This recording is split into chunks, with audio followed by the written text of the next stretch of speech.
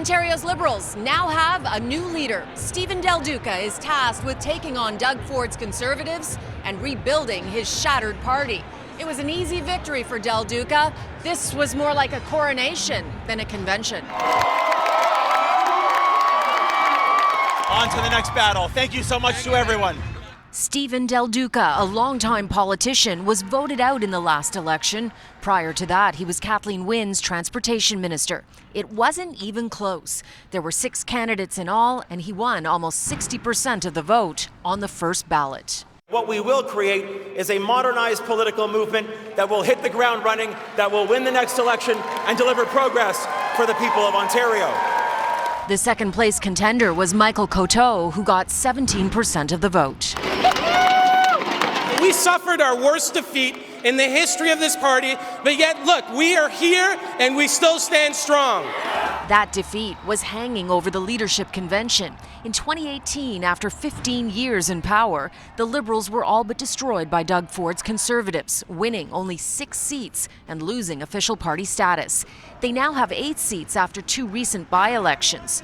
Rebuilding to its former glory days will be a daunting task. How are you going to pick up from the ashes and try and rebuild in 26 months before the next election? You know, I really honored that my parents were here today at the convention, and both they and my grandparents taught me and my siblings a very important lesson. There are no shortcuts to success in life. It is really about relentless hard work. Thank you. Thanks so much.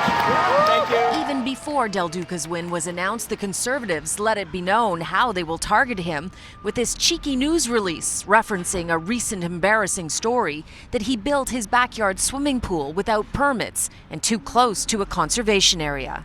Is there an arrogance that returns to the Liberal Party with the election of Mr. Del Duca? When you hear what he talked about today, it was doubling down on the policies of Kathleen Wynne. It's like he learned nothing of the 2018 election.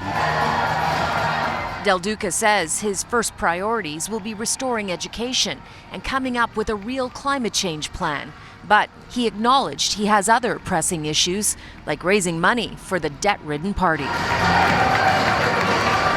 Del Duca says he won't run in a by-election unless it's in his Vaughan riding, so it's unlikely he'll have a shot at a seat in the legislature until the 2022 election.